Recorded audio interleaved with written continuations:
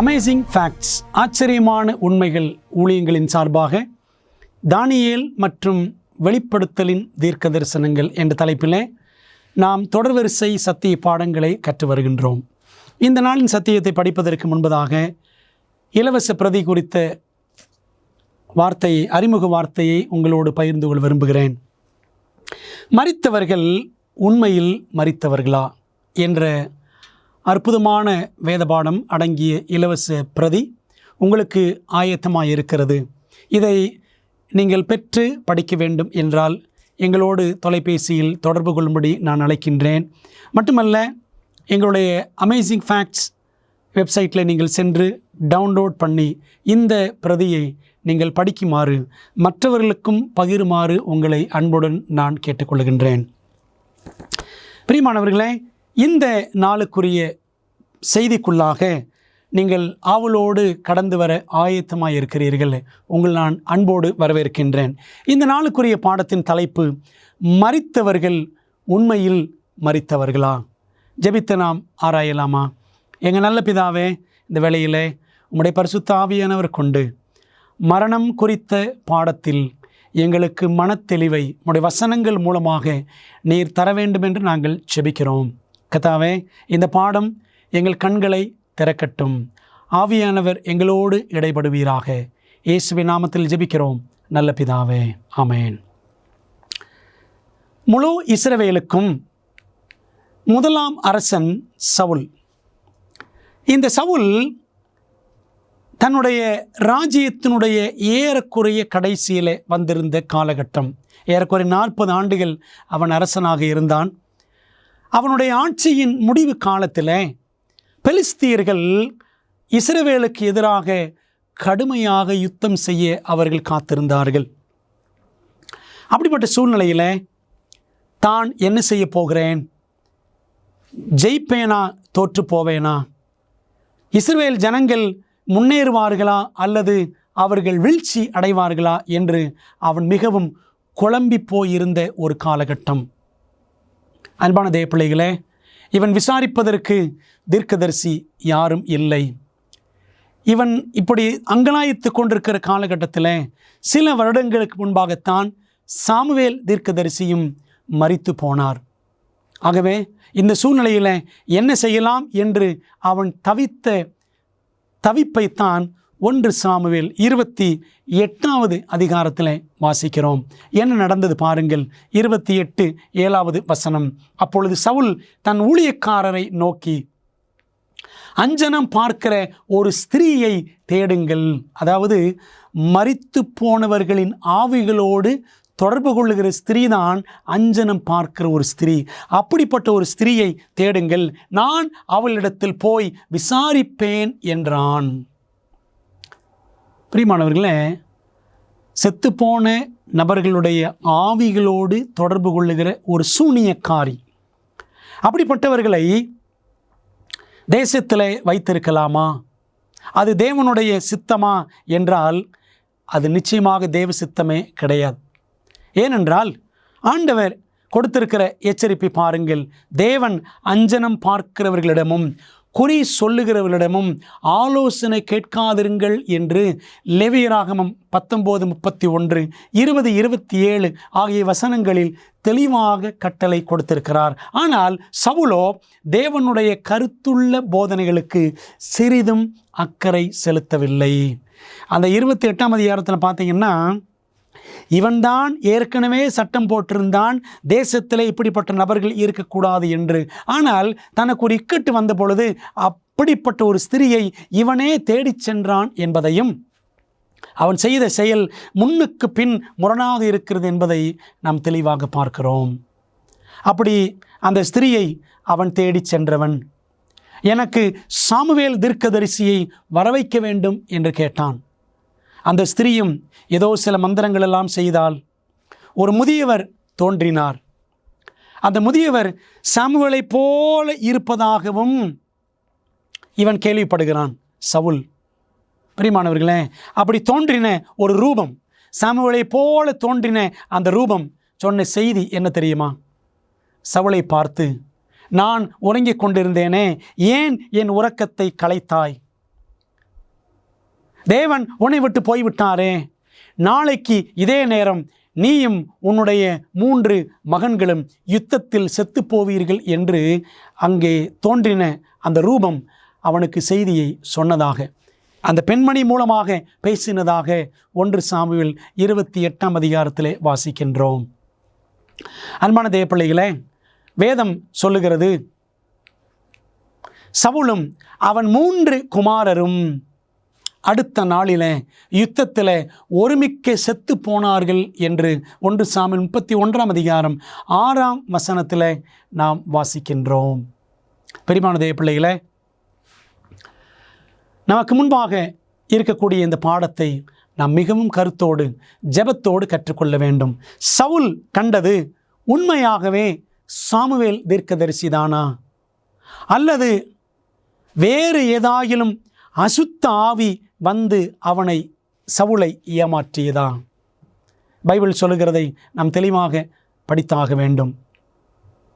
1 ராஜாக்கள் 22ஆம் அதிகாரம் 22ஆம் வசனத்தில் வாசிக்கிறோம், அப்பொழுது அது, நான் போய் அவனுடைய தீர்க்கதரிசிகள் எல்லாரின் வாயிலும் பொய்யின் ஆவியாய் இருப்பேன் என்றது. ஆகாப் ராஜா காலத்தில் இப்படி ஒரு சம்பவம்.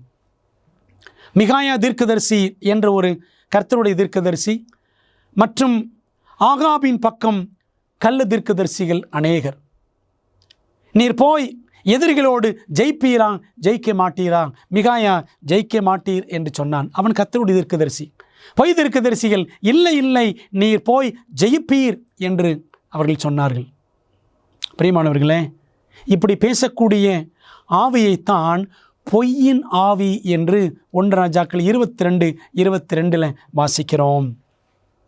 அப்படிப்பட்ட ஆவிகள், அவைகள் அற்புதங்களை செய்கிற பிசாசுகளின் ஆவிகள் என்று வெளிப்படுத்தல் 16:14ஆம் வசனத்தில் வாசிக்கிறோம். பிரியமான தேவப்பிள்ளைகளே, சவுலை சாமுவேல் போல் வந்து சந்தித்த ஆவி உண்மையிலேயே தேவனுடைய ஆவியானவர் தான் அப்படி பேசினாரா என்றால் இல்லை. அது நிச்சயமாகவே அது பொய்யின் ஆவிதான் என்பதை நாம் மனதிலே பதித்து கொண்டு தொடர்ந்து பாடங்களை நாம் படிப்போமாக. உயிரோடு இருப்பவர்களிடம் உரையாடவோ அல்லது அவர்களை பிடித்து கொள்ளவோ மரித்தவர்கள் மீண்டும் வருவார்களா? வேதம் சொல்லுகிறது, அவன் பிள்ளைகள் கனமடைந்தாலும், ஒருவேளை ஒருவன் மரித்து விடுகிறான் என்று வைத்துக் கொள்ளுங்கள், அந்த மரித்து போனவனின் பிள்ளைகள் கனமடைந்தாலும் மரித்து போனவன் உணரான், அவர்கள் சிறுமைப்பட்டாலும் அவர்களை கவனியான் என்று யோபு 14ஆம் அதிகாரம் 21ஆம் வசனத்தில் வாசிக்கிறோம். யோபு 14ஆம் அதிகாரம் முழுவதையும் படித்து பாருங்கள். மரித்து போனவர்களின் நிலைமையை குறித்து நாம் அங்கே தெளிவாக வாசிக்கலாம். இன்றைக்கி நாம் கேள்விப்படுவது என்ன?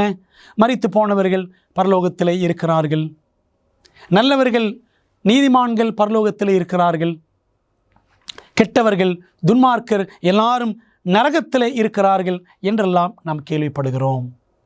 ஆனால் பைபிள் என்ன சொல்லுகிறது? அவன் பிள்ளைகள் கனமடைந்தாலும் அவன் உணரான், இறந்து போனவன் உணரான், அவர்கள் சிறுமைப்பட்டாலும் அவர்களை கவனியான்.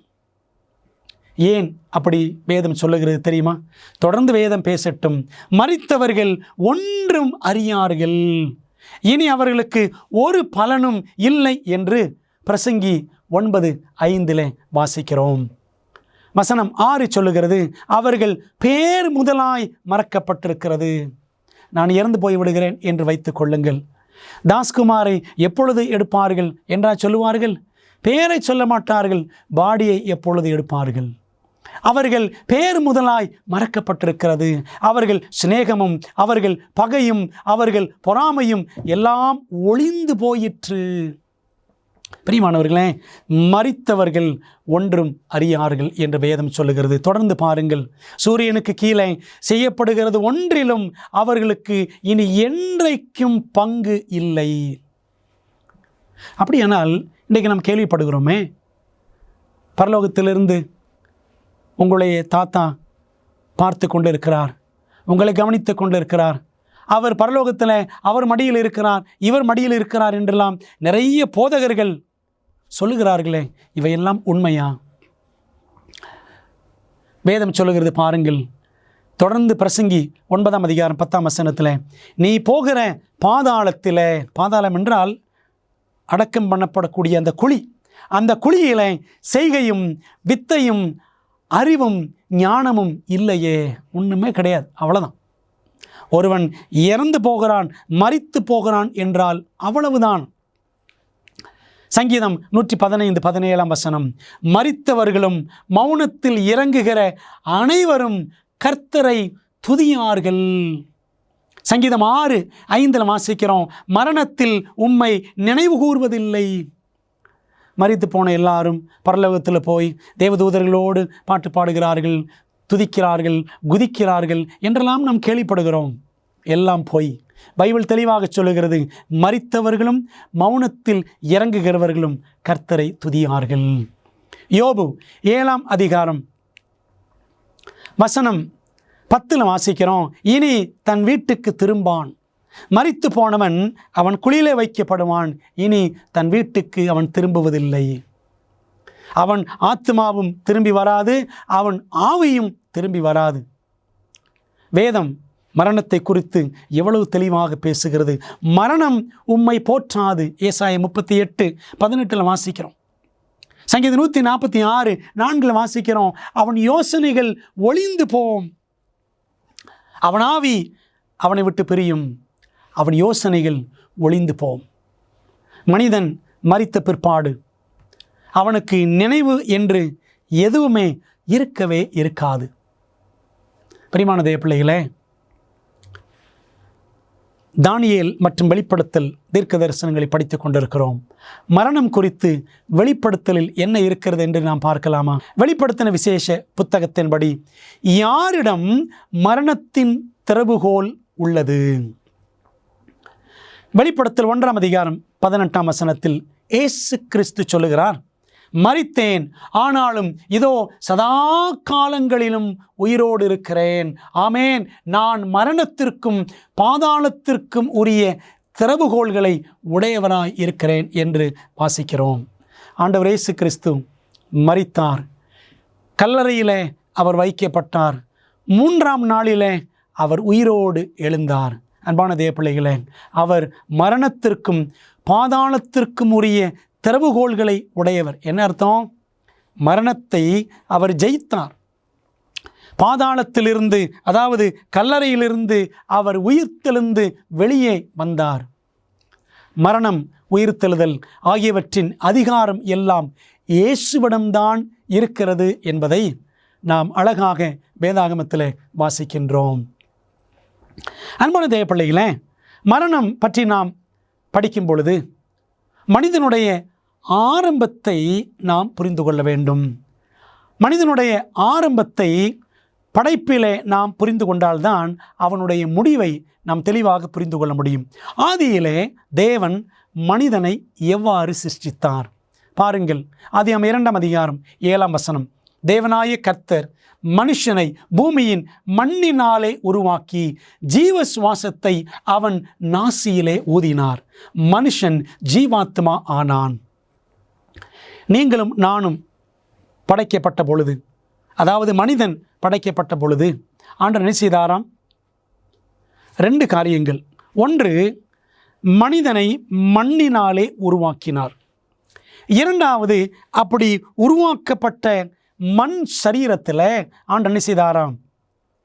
தம்முடைய ஜீவ சுவாசத்தை, பிரெத் ஆஃப் லைஃப், அவனுக்கு அந்த மூச்சு காற்றை அவன் நாசியிலே தேவன் ஊதினார்.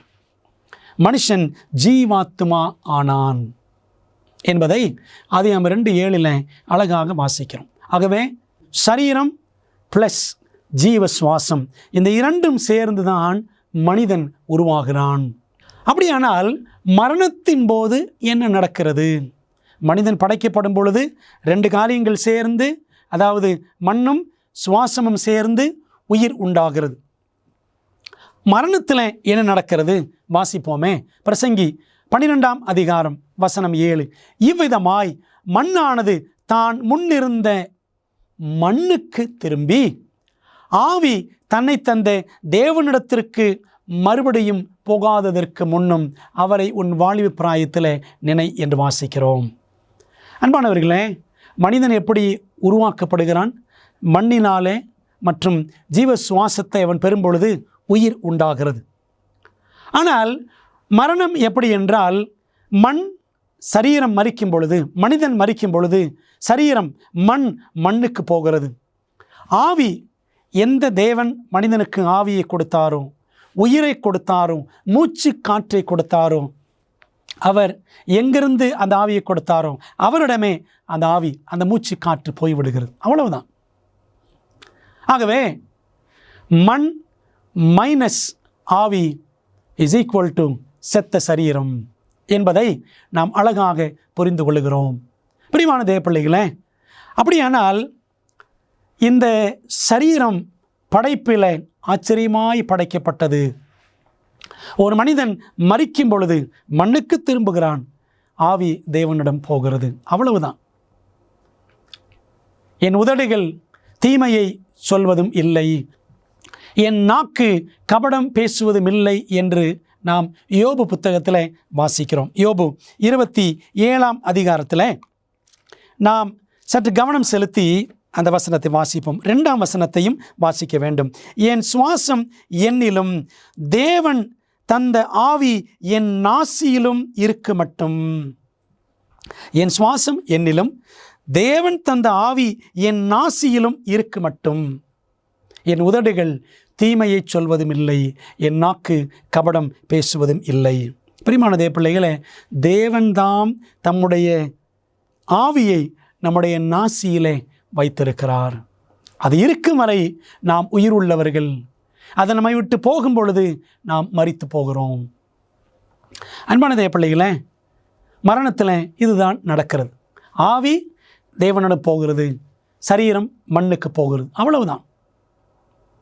நாம் தொடர்ந்து படிக்க வேண்டிய சில முக்கியமான காரியங்கள், மரித்து பிழைத்த அனுபவங்கள் எப்படி இருக்கும். இன்றைக்கு என்ன சொல்கிறாங்கன்னா, அவுட் ஆஃப் பாடி எக்ஸ்பீரியன்சஸ், மரணத்துக்கு பிற்பாடு நிகழக்கூடிய சில அனுபவங்கள். ஒரு மனிதன், ஒரு நபர் இறந்த பிற்பாடு ஆத்துமா தனியாக அது அலைய ஆரம்பிக்கிறது, ஆவி தனியாக அலைய ஆரம்பிக்கிறது என்றெல்லாம் சொல்லுகிறார்கள். மரணத்துக்கு பிற்பாடு மனிதனுக்கு உணர்வு நிலை இருக்கிறது என்றும் சொல்லுகிறார்கள். மரணத்துக்கு அப்புறமோ மனிதன் உணர்வோடு இருக்க முடியும். சரீரம் செத்து போய்விட்டாலும் அவனுடைய ஆத்மா உணர்வுள்ள நிலையில் இருக்கும் என்று இன்னைக்கு அநேக சபைகளில் போதிக்கிறார்கள். ஆனால் பைபிள் என்ன சொல்லுது? மரித்தவர்கள் ஒன்றும் அறியார்கள். வேதாகமத்தில் நாம் பார்க்க வேண்டிய சில முக்கியமான காரியங்கள், மரணத்தை குறித்து நாம் இனிமேல் பார்க்க போகிறோம். மரித்தவர்கள் மரணத்திற்கு பின் எங்கே செல்வார்கள்? வேதம் என்ன சொல்லுகிறது பார்க்கலாமா? யோபு 21:32, அவன் கல்லறைக்கு கொண்டு வரப்படுகிறான், அவன் கோரி காக்கப்பட்டிருக்கும். மரித்தவன் கல்லறைக்கு கொண்டு வரப்படுகிறான், அவன் கோரி என்றால் அவன் அடக்கம் பண்ணப்படக்கூடிய அந்த இடம், அவன் கோரி காக்கப்பட்டிருக்கும். பிரியமான தேவப்பிள்ளைகளே, அப்படியானால் பைபிள் எவ்வளோ தெளிவாக சொல்லுது பாருங்க. இறந்ததுக்கப்புறம் அவன் தனியாக அலைகிறான் அப்படின்னு ஏதாவது வசனம் இருக்கிறதா? இல்லை. யோவான் 5:28-29 இயேசு சொன்னார், பிரேத குழிகளில் உள்ள அனைவரும் அவருடைய சத்தத்தை கேட்கும் காலம் வரும். அன்பானவர்களே, மரிக்கிறவர்கள் எல்லாரும் நல்லவர்களோ கெட்டவர்களோ, பிரேத குழிகளில் உள்ள அனைவரும் ஆண்டவர் இயேசு கிறிஸ்துவின் 2ஆம் வருகையிலே அவருடைய சத்தத்தை, எக்கால சத்தத்தை கேட்கும் காலம் வரும் என்று வாசிக்கிறோம். அப்போ என்ன அர்த்தம்? ஆண்டவர் இயேசு கிறிஸ்து 2ஆம் முறை வருகிற வரைக்கும் மரித்தவர்கள் எல்லாரும், நல்லவர்களோ கெட்டவர்களோ, நீதிமான்களோ பாவிகளோ, யாரானாலும் சரி, கர்த்தருக்கு பிரியமானவர்களோ அல்லது பிசாசுக்கு பிரியமானவர்களோ, எவரானாலும் சரி, ஆண்டுடைய வருகை நாள் வரைக்கும் பிரேத குழிகளில்தான் இருப்பார்கள் என்பதை மிக அழகாக இயேசுவானவர் நமக்கு கற்றுக் கொடுக்கிறார். வேதாகமத்தில் அநேக தேவனுக்கு பிரியமானவர்கள் இருந்திருக்கிறார்கள். அதில் ஒரு நபர் யார் என்றால் ஆண்டவர் சொன்னார், என் இருதயத்திற்கு ஏற்ற மனுஷன் தாவீது. தாவீது ராஜா ரட்சிக்கப்படுவார் என்று வேதம் வெளிப்படையாக கூறுகிறது. இப்பொழுது அவர் பரலோகத்தில் இருக்கிறாரா? அவர் மரித்தார். மரித்த பிற்பாடு தாவீது பரலோகத்துக்கு போய்விட்டாரா? அவர் எங்கே இருக்கிறார்? வசனம் என்ன சொல்லுகிறது என்று நாம் பார்க்கலாமா? சகோதரரே, கோத்திர தலைவனாகிய தாவீதை குறித்து நான் உங்களுடனே தைரியமாய் பேசுகிறதற்கு இடங்கொடுங்கள்.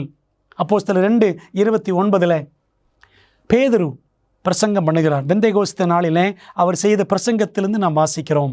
அவர் சொல்லுகிறார் பாருங்கள், அப்போஸ்தலர் 2:34 தாவீது பரலோகத்திற்கு எழுந்து போகவில்லையே, அவனுடைய கல்லறை இந்நாள் வரைக்கும் நம்மிடத்தில் இருக்கிறதே என்று அப்போஸ்தலர் 2ஆம் அதிகாரத்தில் வாசிக்கிறோம். பிரியமானவர்களே, தேவனுடைய இருதயத்திற்கு ஏற்ற மனுஷன் தாவீது, அவன் கூட பரலோகத்திற்கு இன்னும் எழுந்து போகவில்லை என்பதை பேதுரு சொல்லுகிறார். அப்படியானால் இன்றைக்கு நாம் கேட்கிற காரியங்கள் எல்லாம் உண்மையா? இன்னைக்கு அநேக கிறிஸ்தவ துக்க வீடுகளுக்கு செல்லும் பொழுது, அடக்க ஆராதனைகளுக்கு செல்லும் பொழுது அநேக போதகர்கள் சொல்லுகிறார்கள், மரித்து போன இந்த நபர் பரலோகத்திலே இருக்கிறார். ஒரு நாள் ஒரு மரண வீட்டிற்கு சென்றிருந்தேன். வேறொரு சபையைச் சேர்ந்த ஒரு போதகர் வந்திருந்தார். அந்த போதகர் ஜெபிக்கிறார். என்ன ஜெபித்தார் தெரியுமா? அது ஒரு ஏழை குடும்பம். மரித்து போன அந்த நபர் ஒரு ஏழையான ஆண்மகன். எல்லாரும் துக்கித்து அழுது கொண்டிருக்கிறார்கள். அவர் ஜெபம் பண்ணார், ஆண்டவரே, தார் ரோட்டிலே நடந்து கொண்டிருந்த இந்த மனிதன் இப்பொழுது பரலோகத்திலே தங்க ரோட்டிலே நடந்து கொண்டிருக்கிறான், உமக்கு ஸ்தோத்திரம் என்று அவர் சொன்னார். இது உண்மையா? ஜெபம் முடிந்தது. அவரை வெளியே அழைத்தேன். பாஸ்டர், இப்படி சொல்கிறீங்களே, இது உண்மையா அப்படின்னு கேட்டேன். அதுக்கு அவர் சொன்னார், பாஸ்டர், என்ன செய்கிறது, ஒரு ஆறுதலுக்காக அப்படி சொன்னேன் என்று சொன்னார். எவ்வளோ பொய் பார்த்தீர்களா? எவ்வளோ பெரிய பித்தலாட்டம் பார்த்தீர்களா? பைபிள் சொல்லுகிறது, தாவீது பரலோகத்திற்கு எழுந்து போகவில்லையே. இப்பொழுது பரலோகத்தில் யாராவது இருக்கிறார்களா என்று கேட்டால் நாம் யார் யாரை சொல்லுவோம்? ஏனோக்கு பரலோகத்திற்கு உயிரோடு சென்றார். எலியா பரலோகத்திற்கு உயிரோடு சென்றார். மார்க்கு 9ஆம் அதிகாரத்தில் முதல் 8 வசனங்களை படித்து பாருங்கள். நாம் அங்கே படித்து பார்த்தால், ஆண்டவர் இயேசு கிறிஸ்து தமக்கு நெருக்கமான சீஷர்கள் 3 பேர், பேதுரு, யாக்கோபு, யோவான், இவர்களை அழைத்து கொண்டு ஒரு மலைக்கு சென்று அங்கே அவர் மறுரூபமானார், மகிமை அடைந்தார் என்று வாசிக்கிறோம். அப்படி அவர் மகிமை அடைந்த நேரத்தில் என்ன நடந்துச்சு? ஆண்டவர் இயேசு கிறிஸ்துவும் ஒரு பக்கம் மோசே, இன்னொரு பக்கம் எலியா என்று 3 பேரும் மகிமை அடைந்த ஒரு பிரம்மாண்டமான காட்சியை அங்கே சீஷர்கள் பார்க்கிறார்கள், 3 பேரும். அன்பான தேவ பிள்ளைகளே, அப்படியானால் என்ன பார்க்கிறோம்? ஆண்டவர் இயேசு கிறிஸ்து சீக்கிரத்தில் மரிக்க போகிறார். அவரை ஊக்கப்படுத்துவதற்காக, அவருடைய மரணத்தை குறித்து பேசுவதற்காக மோசேயும் எலியாவும் என்ன செய்தார்களாம்? மறுரூப மலைக்கு அங்கே இறங்கி வந்து காட்சி கொடுத்தார்கள் என்று பார்க்கிறோம். ஆகவே எலியா உயிரோடு பரலோகத்துக்கு போய்விட்டார். மோசே எப்படி பரலோகத்திலிருந்து வந்தார்? அவர் பரலோகத்திற்கு சென்றாரா? எப்படி சென்றார்? அவர் மரித்தார். தேவனே மோசேயை அடக்கம் பண்ணினார் என்று பைபிள் சொல்லுகிறது. அவர் அடக்கம் பண்ணப்பட்ட இடம் யாருக்குமே இதுவரைக்கும் தெரியாது. அவர் எப்பொழுது உயிர் தெழுந்தார் பாருங்கள். யூதா என்ற நிருபத்தில் வெளிப்படுத்தின விசேஷத்திற்கு முந்தி இருக்கிற புத்தகம், ஒரே ஒரு அதிகாரம் கொண்ட புத்தகம். அதில் 9ஆம் வசனம், பிரதான தூதனாகிய மிகாவேல் மோசேயின் சரீரத்தை குறித்து பிசாசுடனே தர்க்கித்து பேசின போது, மோசே மரிக்கும் பொழுது அவன் ஒரு தவறு இழைத்து விடுகிறான். தேவன் கண்மலையை பார்த்து பேச சொன்னார். அவர் 2 முறை அடித்து விட்டார். என்னாகமம் 20ஆம் அதிகாரத்தில் வாசிக்கிறோம். ஆண்டு சொன்னார், நீ கானானுக்குள்ளே போக மாட்டாய் என்று சொல்லிவிடுகிறார். ஆகவே இப்படி தேவனுடைய வார்த்தையை மீறி செயல்பட்ட மோசே, இவன் என்னுடையவன், அவன் பாவம் செய்து விட்டானே, ஆகவே அவன் என்னுடையவன் என்று சொல்லி சாத்தான் தர்க்கித்து பேசுகிறான். அப்பொழுது மிகாவேல் என்றால் who is like God, தேவனுக்கு ஒப்பானவர் என்று பொருள். அது கர்த்தராகிய இயேசு கிறிஸ்து மட்டுமே. மிகாவேல் என்றால் கர்த்தராகிய இயேசு கிறிஸ்து. அவர் என்ன செய்கிறாராம்? தேவனுக்கு ஒப்பான அந்த தேவகுமாரனாய கிறிஸ்து என்ன செய்கிறார்? பிசாசோடு தர்க்கித்து பேசி மோசே என்னுடைய பிள்ளை என்று சொல்லி அவனை உயிரோடு எழுப்பி பரலோகத்திற்கு கொண்டு சென்றார். பார்த்தீங்களா? அதனால தான் மருவமலையிலே எலியா வருகிறார். மோசேயும் அவர் பரலோகத்திலிருந்து வந்து இருவரும் ஆண்டவர் இயேசு கிறிஸ்து எருசலேமில் அடைய போகிற மரணத்தை குறித்து அவரிடத்தில் சம்பாஷணை பண்ணினார்கள் என்று நாம் லூக்கா 9ஆம் அதிகாரத்தில் கூட வாசிக்கலாம். பிரியமான தேவ பிள்ளைகளே, ஏனோக்கு, எலியா, மோசே இவர்கள் எல்லாரும் பரலோகத்தில் இருக்கிறார்கள். மேலும் வேதம் சொல்லுகிறது மத்தேயு 27, 52, 53 ஆகிய வசனங்களில் கல்லறைகளும் திறந்தது, நித்திரை அடைந்திருந்த அநேக பரிசுத்தவான்களுடைய சரீரங்களும் எழுந்திருந்தது. அவர் உயிர்த்தெழுந்த பின்பு இவர்கள் கல்லறைகளை விட்டு புறப்பட்டு பரிசுத்த நகரத்தில் பிரவேசித்து அநேகருக்கு காணப்பட்டார்கள் என்று நாம் வாசிக்கிறோம். ஆண்டவர் இயேசு கிறிஸ்து உயிர்த்தெழுந்த பொழுது அநேக கல்லறைகள் திறவுண்டு அநேக பரிசுத்தவான்கள் உயிரோடு எழும்பினார்கள். அவர்களும் அவரோடு கூட சென்றதாக நாம் என்ன செய்கிறோம்? வேதாகமத்திலே பார்க்கிறோம். அன்பான தேவ பிள்ளைகளே, இப்படி பரலோகத்திற்கு யார் யாரெல்லாம் சென்றார்கள் என்று அந்த 3 பேர், ஏனோக்கு, எலியா, மோசே மற்றும் இயேசு கிறிஸ்து உயிர்த்தெழுந்த பொழுது ஒரு கூட்டம், பரிசுத்தவான்கள் கூட்டம், இவ்வளோ பேர் தான் பரலோகத்திற்கு சென்றவர்கள். ஆனால் இன்றைக்கு இறந்து போகிற எல்லா நீதிமான்களுமே பரலோகத்துக்கு போகிறார்கள் என்று நாம் சபைகளிலே கேள்விப்படுகிறோமே. இது இயேசுவானவர் சொல்லிக் கொடுத்த போதனையா, அல்லது இந்த போதனை எங்கிருந்து வந்தது? தொடர்ந்து படிக்கலாம். வேதாகம தீர்க்க தரிசனத்தில் வெளிப்படுத்தப்பட்டுள்ளபடி நம்முடைய மோசமான உலகத்திற்கான தேவனின் திட்டத்தை அறிய விரும்புகிறீர்களா? உங்கள் மிகப்பெரிய சவால்களுக்கு நடைமுறையான நம்பகமான தீர்வுகள் வேண்டுமா? ஊக்கமளிக்கும் மற்றும் அறிவூட்டும் ஆச்சரியமூட்டும் உண்மைகள் வேதாகம பாட வழிகாட்டிகள் 27 அழகான வரைகளை மற்றும் நேரடியான பதில்களை புரிந்து கொள்ள எளிதான வகையில் வேதத்தின் அடிப்படையில் சிறப்பான மேலான பாடங்களை வழங்குகின்றது. ஒவ்வொரு ஆய்வு வழிகாட்டியும் உங்கள் வாழ்க்கையின் மிக முக்கியமான உண்மைக்கான பொருத்தமான வேதாகம பதில்களை நோக்கி உங்களை வழிநடத்தும். நான் எப்படி ஆரோக்கியமான ஐக்கியத்தை பெறுவது? இயேசு எப்போது எப்படி மீண்டும் வருவார்? மேலும் இப்படி பல கேள்விகளுக்கு உங்கள் எதிர்காலத்தை வாய்ப்பாக விட்டுவிடாதீர்கள். ஆச்சரியமூட்டும் உண்மைகள் வேதாகம பாட வழிகாட்டிகளிடமிருந்து உங்கள் வாழ்க்கையை சத்தியத்துடன் மாற்றுங்கள். ஆங்கிலம், இந்தி, தமிழ் மற்றும் தெலுங்கு மொழிகளில் கிடைக்கிறது. காத்திருக்க வேண்டாம். bookstore.aftv.in என்ற இணையதளம் மூலம் உங்கள் முழுமையான ஆய்வு வழிகாட்டிகளை இன்றே ஆர்டர் செய்யுங்கள். ஆத்துமா அழியாது என்ற ஒரு கொள்கை இன்றைக்கு பிரபலமாக நம்பப்பட்டு வருகிறது. ஆத்துமா அழியாது, சரீரம் மட்டும் அழியும் என்பது உண்மைதானா? பைபிள் என்ன சொல்லுகிறது?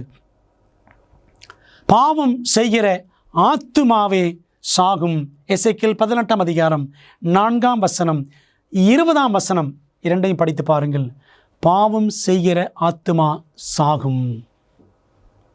மனுஷன் தேவனை பார்க்கிலும் நீதிமானாயிருப்பானோ? யோபு 4:17 வாசிக்கிறோம். மனிதன் அழியாமை உடையவனா? மனிதன் நித்தியமாக வாழும் தன்மையை இப்பொழுதே கொண்டிருக்கிறானா? பிரியமான தேவ பிள்ளைகளே, அழியாமை உடையவர் யார்? அழியாத ஆத்துமா மனிதனுக்கு இருக்கிறதா என்றால் இல்லை. அழியாமை உடையவர் ஆண்டவர் மட்டும்தான். வேதாகமத்தில் நாம் கவனிப்போமே, அற்புதமான வசனம் 1 தீமோத்தேயு 6:15-16 வசனங்கள். ராஜாதி ராஜாவும் கர்த்தாதி கர்த்தாவும் ஒருவராய் சாவாமை உள்ளவரும், ஒன் who is immortal. யார் அந்த அழியாமை உடையவர் என்றால் ஆண்டவர் மட்டும்தான் அழியாமை உடையவர். மனிதர்கள் அழியக்கூடியவர்கள். பாவம் செய்கிற எந்த ஆத்துமாவும் சாகும் என்பதை வேதம் தெளிவுபட நமக்கு கூறுகிறது. அன்பான தேவ பிள்ளைகளே, அப்படியானால் நீங்களும் நானும் இயேசுவின் பிள்ளைகளாகவே இந்த உலகத்திலே வாழ்ந்தாலும் நமக்கு அழியாமை என்பது இப்பொழுது நாம் பெற்றிருக்கவில்லை. நீதிமான்களுக்கு அப்படியானால் எப்பொழுது அழியாமை வழங்கப்படும்? வேதம் சொல்லுகிறது 1 கொரிந்தியர் 15:51-52, கடைசி எக்காலம் தொனிக்கும் போது ஒரு நிமிஷத்தில், ஒரு இமைப்பொழுதில் நம்ம எல்லாரும் மறுரூபமாக்கப்படுவோம். அப்பொழுது மரித்தோர் அழிவில்லாதவர்களாய் எழுந்திருப்பார்கள். பார்த்தீங்களா, கிறிஸ்துவுக்குள் மரித்தவர்கள் அழிவில்லாதவர்களாய் எழுந்திருப்பார்கள். சாவுக்கேதுவாகிய இந்த சரீரம் சாவாமையையும் தரித்து கொள்ளும் என்று பார்க்கிறோம். அன்பான தேவ பிள்ளைகளே, கிறிஸ்துவுக்குள் மரிக்கிற பிள்ளைகள் அவருடைய 2ஆம் வருகையில் முதலாம் உயிர்த்தெழுதல் நடக்கும் பொழுது அந்த முதலாம் உயிர்த்தெழுதலிலே எழுந்திருப்பார்கள். அப்பொழுது அவர்களுக்கு அழிவில்லாமை, சாவாமை கொடுக்கப்படும் என்பதை நாம் இங்கே வாசிக்கின்றோம். ஏனெனில் கர்த்தர்தாமே ஆரவாரத்தோடும் பிரதான தூதனுடைய சத்தத்தோடும் தேவ எக்காலத்தோடும் வானத்திலிருந்து இறங்கி வருவார். 1 தெசலோனிக்கேயர் 4:16. அப்பொழுது கிறிஸ்துவுக்குள் மரித்தவர்கள் முதலாவது எழுந்திருப்பார்கள். அப்படி முதலாம் உயிர்த்தெழுதலில் எழுந்திருக்கிற பிள்ளைகள் என்ன செய்வார்களாம்? சாவாமையை தரித்து கொள்வார்கள். ஆகவே உயிர்த்தெழுதலின் போதுதான் தேவன் தம்முடைய ஜனங்களுக்கு அழியாமையை, சாவாமையை கொடுக்கிறார் என்பதை வேதாகமம் நமக்கு திட்டவட்டமாக போதிக்கிறது. அன்பான தேவ பிள்ளைகளே, ஆகவே மரணம் குறித்து நாம் தெளிவான புரிதலை பெற்றுக்கொண்டிருக்கிறோம். வேதத்தின் அடிப்படையில் மரணத்தை வேதாகமம் எவ்வாறு மீண்டும் மீண்டும் குறிப்பிடுகிறது நாம் பார்க்கலாமா? நம்முடைய சிநேகிதனாகிய லாசரு நித்திரை அடைந்திருக்கிறான், லாசரு மரித்து போனான். யோவான் 11ஆம் அதிகாரம் முழுக்க படித்து பாருங்கள். ஆண்டவர் இயேசு கிறிஸ்துவுக்கு மிகவும் பிரியமான குடும்பம். மார்த்தாள், மரியாள், லாசரு, இவர்கள் குடும்பம்தான் இயேசுவுக்கு மிகவும் பிரியமான குடும்பம். ஒரு நாள் இயேசு கிறிஸ்து கேள்விப்படுகிறார், வேறொரு இடத்தில் இருக்கும் பொழுது, உம்முடைய சிநேகிதனாகிய லாசரு மரித்து போனான். இந்த செய்தி கேள்விப்பட்ட உடனே இயேசு வரவில்லை. உடனே வரல, ஒரு 4 நாள் கழித்து தான் வந்தார். பிரியமான தேவ பிள்ளைகளே, தன் சீஷர்களிடத்தில் இயேசு சொன்னார், நம்முடைய சிநேகிதனாகிய லாசரு நித்திரை அடைந்திருக்கிறான். ஒருவேளை அவர் தூங்கிக்கிட்டு இருக்கிறான் போல, அந்த லாசரு உறங்கி கொண்டிருக்கிறான் அப்படின்னு சீஷர்கள் நினைச்சாங்க. அப்புறம் ஆண்டவர் உண்மையிலே சொன்னார், அவன் மரித்து போனான். அவன் மரித்து போனதை எப்படி சொன்னார்? அவன் நித்திரையாய் இருக்கிறான். Death is a sleep according to the Bible. வேதத்தின் அடிப்படையில் மரணம் என்பது தூக்கம் என்று சொல்லப்பட்டிருக்கிறது. பிற்பாடு ஆண்டவர் இயேசு கிறிஸ்து வருகிறான். அப்படி வந்தவரை பார்த்து ஒரு கேள்வி வைக்கப்பட்டது, ஆண்டவரே, இப்பொழுது நாருமே 4 நாளாயிற்றே என்று இயேசுவின் முகத்தை பார்த்து லாசருவின் சகோதரிகளில் ஒருத்தி அப்படி சொன்னாள், அவன் மரித்து போய் 4 நாளாயிடுச்சு ஆண்டவரே, நாருமே என்றாள். பார்த்தீங்களா? அப்போ இறந்து போனவன் எங்கே தான் இருந்திருக்கிறான்? கல்லறையில் தான் இருந்திருக்கிறான் லாசரு. அவன் தனியாக ஆவியோ ஆத்துமாவோ உலாத்தவில்லை. வேதம் சொல்லுகிறது, யோவான் 11:43-44, இவைகளை சொன்ன பின்பு லாசருவே வெளியே வா என்று உரத்த சத்தமாய் கூப்பிட்டார். லாசருவே பரலோகத்திலிருந்து இறங்கி வா அப்படின்னு கூப்பிட்டாரு? இல்லை. லாசருவே கல்லறையை விட்டு வெளியே வா என்று தான் சொன்னார். அல்லது நரகத்திலிருந்து வெளியே வா என்று சொன்னாரா? இல்லை. லாசருவே கல்லறையிலிருந்து வெளியே வா, அவ்வளோதான். எங்கிருந்து வந்தான்? அப்பொழுது மரித்தவன் வெளியே வந்தான், கல்லறையிலிருந்து வெளியே வந்தான். அவன் கால்களும் கைகளும் பிரேத சீலைகளினால் கட்டப்பட்டிருந்தது என்று வாசிக்கிறோம்.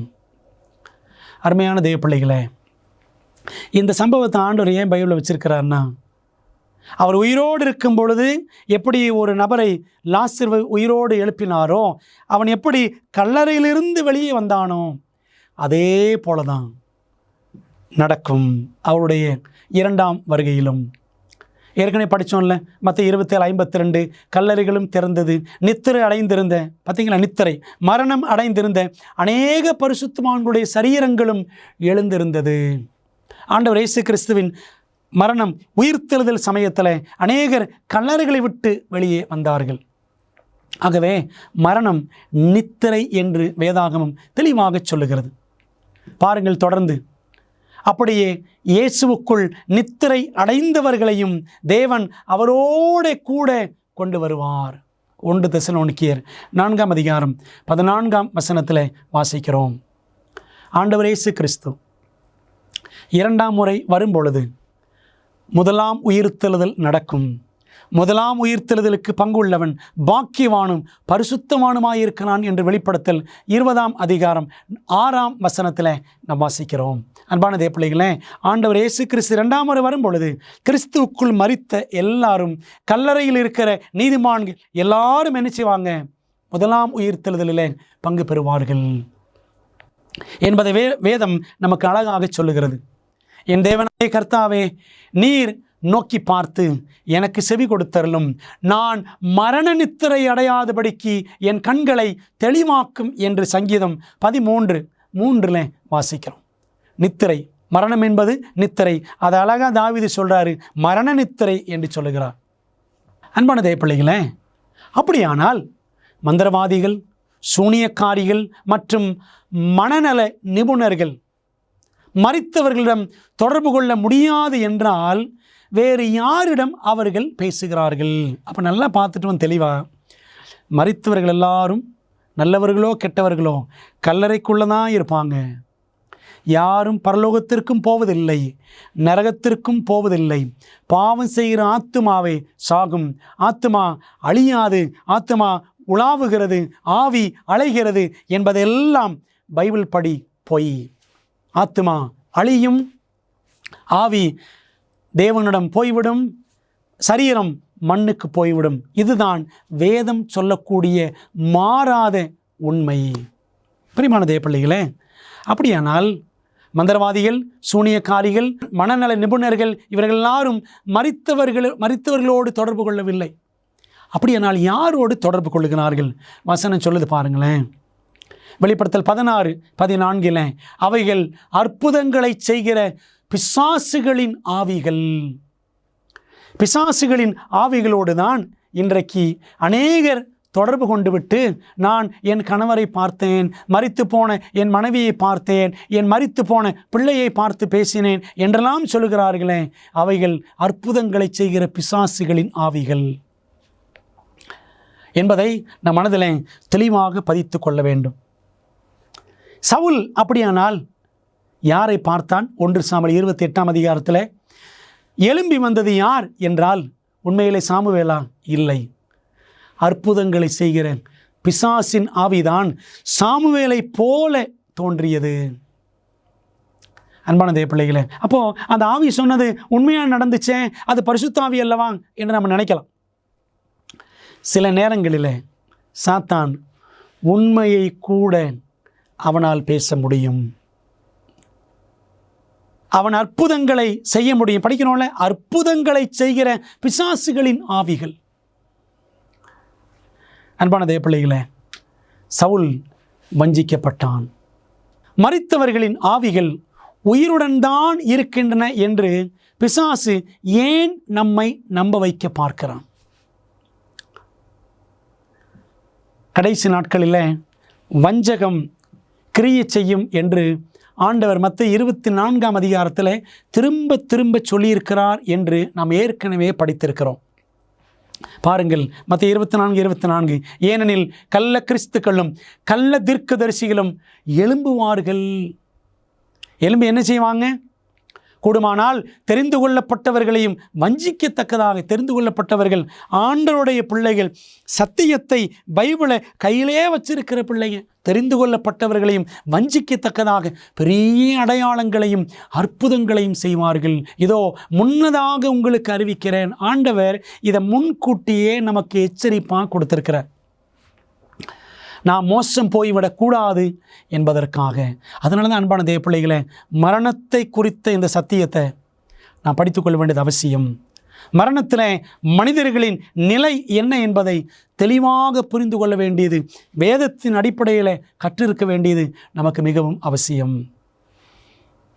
தீய ஆவிகளை பயன்படுத்தும் சாத்தானின் செயல்கள் கடைசி நாட்களில் எவ்வளவு ஆற்றலுடன் காணப்படும் தீய ஆவிகளை சாத்தான் எவ்வளவு வேகமாக தன்னுடைய சக்தியை கொண்டு அவன் பயன்படுத்தி அவன் அற்புத செயல்களை, அபாரமான செயல்களை செய்வான் என்பதை நாம் புரிந்து கொள்ள வேண்டும். வெளிப்படுத்தல் 18:23 படிக்கிறோம், உன் சூனியத்தால் எல்லா ஜாதிகளும் மோசம் போனார்களே. அன்பான தேவ பிள்ளைகளே, இன்றைக்கு சாத்தான் தன்னுடைய தந்திரத்தினாலே உலகம் முழுவதையும் அவன் மயக்கிவிட்டான்.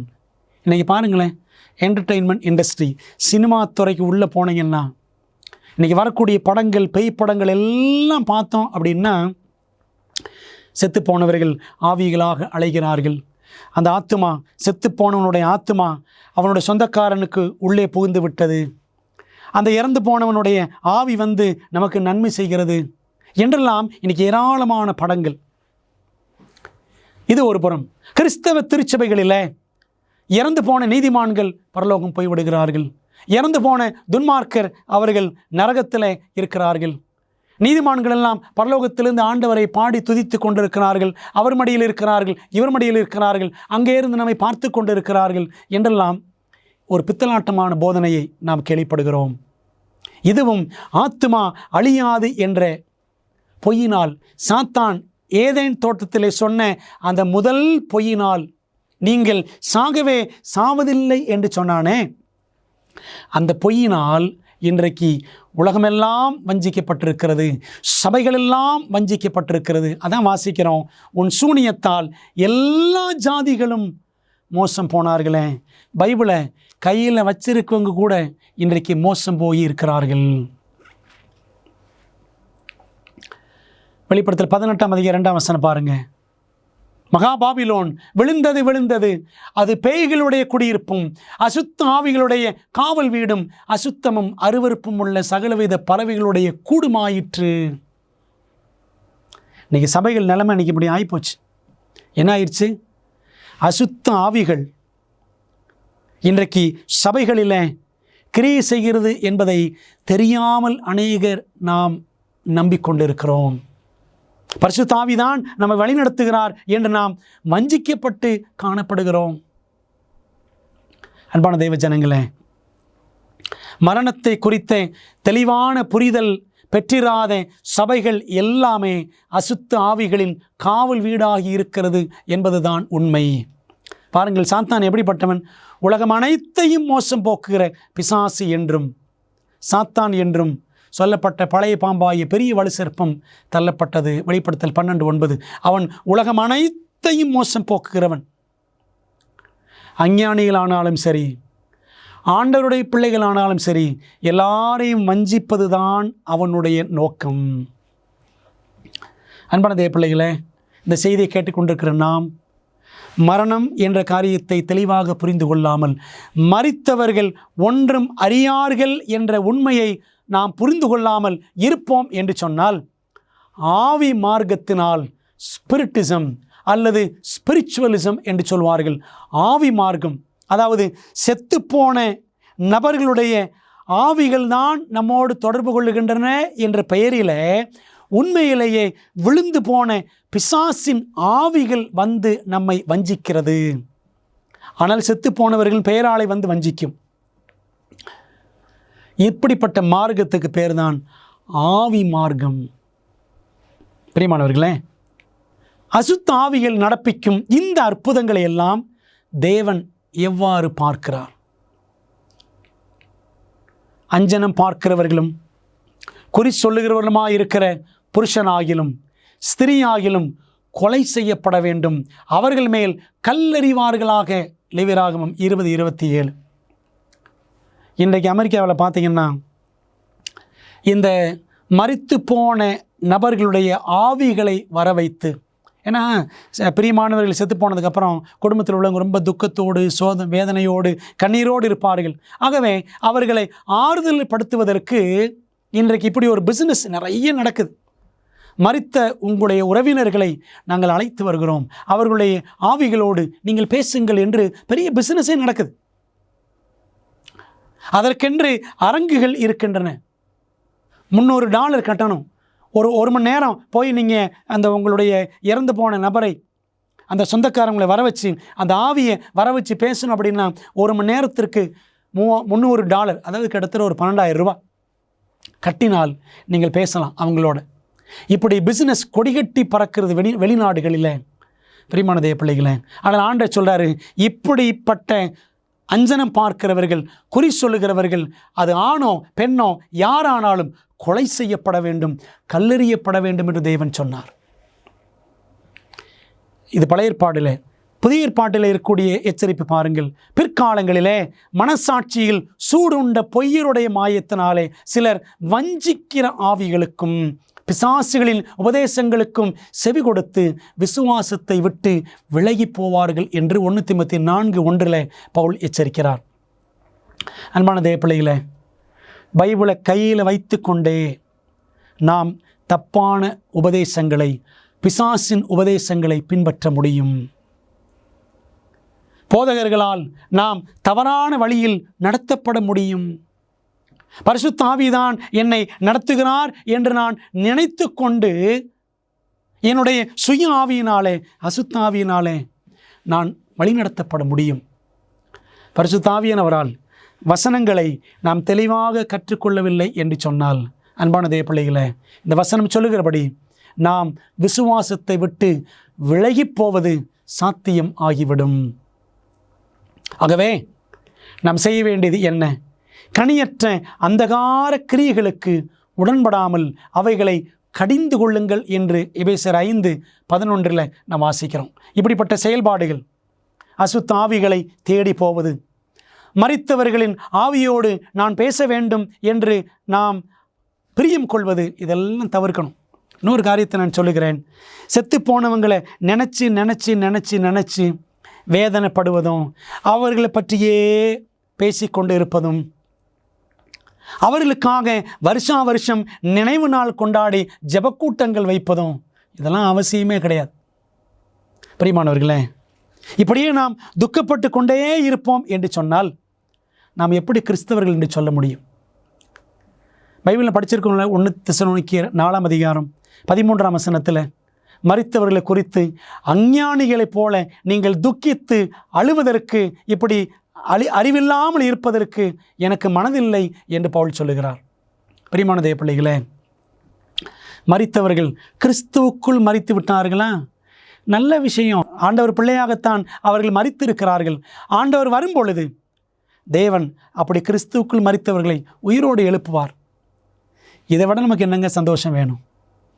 அன்பான தேவ பிள்ளைகளே, நாம் கர்த்தருடைய வார்த்தைப்படி மரித்தவர்களை குறித்து துக்கித்து அழுது கொண்டிராமல் ஆண்டவர் மீது நம்பிக்கை வைத்து உயிர்த்தெழுதலின் நாளுக்காக நாம் காத்திருக்க வேண்டும். அந்தகார கிரியைகளுக்கு நாம் இடம் கொடுத்து விடவே கூடாது. பைபிளில் படிக்கிறோம், மாம்சத்தின் கிரியைகள் வெளியரங்கமாய் இருக்கின்றன. என்னென்ன மாம்சத்தின் கிரியைகள் பவுல் சொல்லார் பாருங்க. கலாத்தியர் 5:19-21 வரைக்கும் வசனங்களில் பில்லி சூனியம். இன்றைக்கி பில்லி சூனியம் உலகமெல்லாம் கொடிகட்டி பறக்கிறது. கிறிஸ்தவர்கள் மத்தியிலும் இந்த ஆவி மார்க்கம், ஆத்மா அழியாது என்ற கொள்கை, ஏதேனிலே சாத்தான் சொன்ன அந்த முதல் பொய், ஆதியாகமம் 3:4 நீங்கள் சாகவே சாவதில்லை, அவன் சொன்ன அந்த பொய் தாங்க இன்றைக்கி ஆத்மா அழியாது, சோல் இஸ் இம்மார்டல் என்ற ஒரு தீய உபதேசமாக கிறிஸ்தவர்கள் மத்தியிலும் பெரும்பான்மை கிறிஸ்தவத்திலும் அது கால் பதித்திருக்கிறது. அதுதான் பில்லி சூனியம். கிறிஸ்தவத்தில் இருக்கிற ஆத்மா அழியாது என்ற கொள்கை தான் இன்றைக்கி சபைகளிலே காணப்படக்கூடிய பில்லி சூனியம். நாம் ஜாக்கிரதையாக அதை விட்டு விலக வேண்டும். சூனியக்காரரும் விக்கிரகாராதனைக்காரரும் பொய்யர் அனைவரும் 2ஆம் மரணமாகிய அக்கினியும் கந்தகம் எரிகிற கடலிலே பங்கடைவார்கள். வெளிப்படுத்தல் 21:8. பிரியமான தேவ ஜனங்களே, ஆகவே எல்லாவித பொய்யான உபதேசங்களையும் நாம் கண்டறிந்து, வஞ்சக போதனைகளை கண்டறிந்து விலகி கொள்ள வேண்டும். தேவன் தமது ஜனங்களுக்கு எப்படிப்பட்ட ஒரு மகிமையான வல்லமையை கொடுக்கிறார்? பிரியமான தேவ பிள்ளைகளே, அந்த வல்லமையை குறித்து நீங்கள் அறிய வேண்டுமா? பிலிப்பியர் 3:1 வசனம் 10 சொல்லுகிறது, இப்படி நான் அவரையும் அவருடைய உயிர்த்தெழுதலின் வல்லமையையும். ஆண்டவர் உயிர்த்தெழுதலின் வல்லமையை நமக்காக வைத்திருக்கிறார். ஆண்டவர் இயேசு கிறிஸ்து மரித்தார், அவர் உயிரோடு எழுந்தார் அல்லவா? அதே போல நமக்கு பிரியமானவர்களை நாம் மரணத்தில் இழக்க கொடுத்திருப்போம் என்று சொன்னால் செய்ய வேண்டியது என்ன தெரியுமா? அவர்களை நினைத்து நினைத்து நாம் துக்கப்படக்கூடாது, கண்ணீர் வடித்து கொண்டிருக்கக்கூடாது. அநேகர் இறந்து போனவங்களை நினச்சி தங்களுடைய மொபைலில் ஸ்டேட்டஸ் வச்சுக்கிட்டே இருக்கிறாங்க. செய்ய வேண்டியது என்ன? உயிர்த்தெழுதலின் வல்லமை. இயேசு உயிரோடு எழுந்தார், ஆகவே அவருக்குரியவர்களும் அவருடைய 2ஆம் வருகையில் முதலாம் உயிர்த்தெழுதலில் உயிரோடு எழுப்பப்படுவார்கள் என்ற நம்பிக்கையோடு நாம் காத்திருக்க வேண்டும். அவ்வளவுதான். அந்த நம்பிக்கை நம்மை வெட்கப்படுத்தாது என்று ரோமர் 5:5 வாசிக்கிறோம். இயேசு உயிரோடு எழுந்தார், இயேசுவுக்குள் மரித்தவர்களும் உயிரோடு எழுப்பப்படுவார்கள் என்ற அந்த நம்பிக்கையோடு நாம் காத்திருப்போம். இந்த நம்பிக்கையை எல்லாருக்கும் பகிர்ந்து கொள்ளுவோம். பிரியமானவர்களே, இந்த சத்தியத்தை ஆண்டவரே எனக்கு தெளிவுபடுத்தினீர், உமக்கு நன்றி, இதன்படி வாழ்வேன், பிறருக்கும் அறிவிப்பேன் என்று தங்களை ஒப்புக் கொடுக்கிறவர்கள் என்னோடு சேர்ந்து ஜெபிப்பீர்களா? நல்ல பிதாவே, இந்த அருமையான நேரத்திற்காக உமக்கு ஸ்தோத்திரம். மரித்தவர்கள் உண்மையில் மரித்தவர்களா என்ற பாடத்தை நாங்கள் படித்தோம். ஆமாண்டவரே, மரித்தவர்கள் உண்மையிலேயே மரித்து போனவர்கள் தான். உம்முடைய வருகையில்தான் கிறிஸ்துவுக்குள் மரித்தவர்கள் முதலாவது எழுந்திருப்பார்கள், துன்மார்க்கர் 2ஆம் உயிர்த்தெழுதலில் எழுந்திருப்பார்கள் என்றெல்லாம் வேதாகமத்தில் நாங்கள் கற்றுக்கொள்கிறோம். அதற்காக உமக்கு ஸ்தோத்திரம். தகப்பனே, சவுளை போல ஆரம்பத்தில் நன்றாயிருந்து அவன் தன்னுடைய அந்திய காலத்தில் உம்மை விட்டு விலகி போய் அசுத்த ஆவிகளோடு தொடர்பு கொண்டு அவன் தன்னைத்தானே தற்கொலை செய்து கொண்டது போல, ஆண்டோட ராஜ்யத்திற்கு அவன் தூரமாகிவிட்டது போல நாங்களும் அப்படி இராதபடி கடைசி வரை உம்மை பற்றி கொள்ள உம்முடைய வசனத்தின் வழியில் நடக்க உதவி செய்யும். இந்த சத்தியத்தை எங்களை இன்னும் தெளிவுபட ஆவியானவர் இன்னும் உணர்த்தி அருளும். இந்த சத்தியத்தை அநேகர் கற்றுக் கொடுக்க எங்களை பயன்படுத்தும். இயேசுவின் நாமத்தில் ஜெபிக்கிறோம் நல்ல பிதாவே, ஆமேன். பிரியமானவர்களே, கர்த்தர் உங்களை ஆசீர்வதிப்பாராக. மீண்டும் அடுத்த பாடத்தில் நாம் சந்திப்போம். உங்களுடைய வாழ்க்கையில் தேவன் தர இருக்கும் அந்த உயிர்த்தெழுதலின் வல்லமையை பெற்றுக்கொள்ள ஏற்றுக்கொள்ள ஆயத்தப்படுங்கள், அநேகரை ஆயத்தப்படுத்துங்கள். கர்த்தர் உங்களை ஆசீர்வதிப்பார். ஆமென். உங்களுக்கு சந்தோஷமாக பொழுதை கழிக்க பிடிக்குமா? எனக்கு பிடிக்கும். என் அப்பா அம்மா அமேசிங் ஃபேக்ட்ஸில் இருந்து அமேசிங் அட்வென்ச்சர் சிறுவர் வேதாகம வழிகாட்டிகளை வாங்கி கொடுத்த போது எனக்கு சந்தோஷமா இருந்துச்சு. இதுல பாடத்திட்டங்கள் வண்ணமயமா இருக்கு, அதோடு அருமையான புதிர்களும் வேத வினாக்களும் இதுல நிறைய இருக்கு. வேத சத்தியத்தால் நிறைஞ்சிருக்கு மற்றும் பிள்ளைகளுக்கான 10 அற்புதமான சாகச பயணங்களும் இதுல இருக்கு. டிராகனை கொல்வது, ஒரே லைஃப் போட், கடல் வழியாக பயணம், விசில் அடித்து கல்லறை வழியாக செல்வது, நான் நிறைய கத்துக்கிட்டேன். இது இங்கிலீஷ்ல மட்டுமே கிடைக்கும், ஆனால் நம் மொழியை கற்றுக்கொண்டு வருகிறோம் இல்லையா? உங்கள் பிள்ளைகள் பைபிளில் இருந்து அரிய கருத்துக்களை அறிந்து கொள்ள எங்களை அல்லது SMS மூலம் உங்கள் செட்டை இன்றே ஆர்டர் செய்யுங்கள்.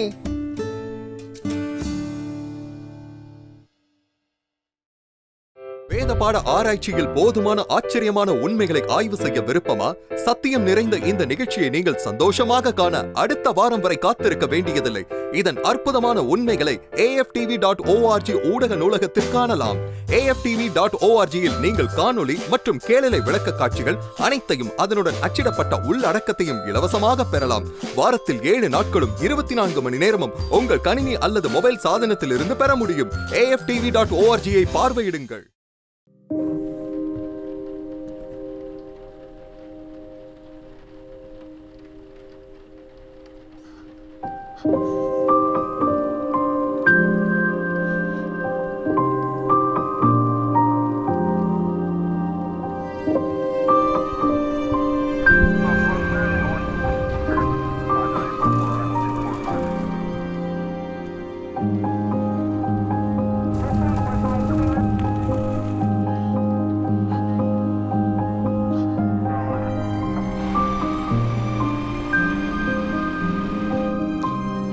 மொத்தம் ஒன்றாக கூடி வர முடியும். இனி வலி இல்லை, இனி காவல் நிலையம் இல்லை, இனி நோயும் இல்லை, மரணமும் இல்லை, துக்கமும் இல்லை.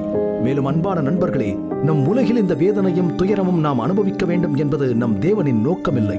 அவர் தனது சித்தமான யாவையும் நமக்கென வைத்துப் போயிருக்கிறார். சாந்த குணமுள்ளவர்கள் பாக்கியவான்கள். நான் பசியாய் இருந்தேன், நீங்கள் எனக்கு போஜனம் கொடுத்தீர்கள். மிகவும் சிறியவர்களாகிய இவர்களில் ஒருவனுக்கு என் சகோதரா எதை செய்யாதிருந்தீர்களோ அதை எனக்கே செய்யாதிருந்தீர்கள். உங்கள் வீட்டின் வசதியில் இருந்து நீங்கள் படிக்கக்கூடிய வகையில் இலவச வேதாகம பள்ளியை ஆச்சரியமூட்டும் உண்மைகள் உங்களுக்கு வழங்குகிறது என்று தெரியுமா? தேவனின் வார்த்தையை குறித்து உங்கள் ஆய்வில் உங்களுக்கு உதவ 27 அழகாக விளக்கப்பட்ட பாடங்கள் ஆங்கிலம், இந்தி, தமிழ் மற்றும் தெலுங்கு மொழிகளில் கிடைக்கிறது. இந்த இலவச வேதாகம படிப்பு பாடநெறிக்கு இன்றை பதிவு செய்ய biblestudy.aftv.in என்ற இணையதளத்தை காணுங்கள். பெரோயா பட்டணத்து சபை விசுவாசிகள் தாங்கள் சத்தியங்களை கேட்ட பிற்பாடு தங்கள் இல்லத்திற்கு சென்று காரியங்கள் இப்படி இருக்கிறதா என்று வேதத்தோடு ஒப்பிட்டு மீண்டும் படித்தார்கள். அதுபோலவே நீங்களும் செய்ய வேண்டும் என்று நாங்கள் விரும்புகிறோம். இந்த தீர்க்க தரிசன தொடர் கூட்டங்களில் ஒவ்வொரு நாளும் உங்களுக்கு அந்தந்த நாளுக்குரிய செய்தி சம்பந்தமான இலவச பிரதி அறிமுகப்படுத்தப்படுகிறது. ஆகவே அந்த இலவச பிரதியை நீங்கள் திரையில் தெரியும் தொலைபேசி எண்ணை பயன்படுத்தி எங்களோடு தொடர்பு கொண்டு பெற்றுக்கொள்ளலாம். அல்லது எங்களுடைய வெப்சைட்டுக்குள்ளே சென்று நீங்கள் அதை பதிவிறக்கம் செய்து கொள்ளலாம். நீங்கள் அந்த புத்தகங்களை பெற்றுக்கொண்டு படித்து வேதத்தில் உள்ளபடியே கற்றுக்கொள்ளுங்கள். நீங்கள் படித்த பிற்பாடு உங்கள் நண்பருக்கும் அதை பகிர்ந்து கொள்ளுங்கள்.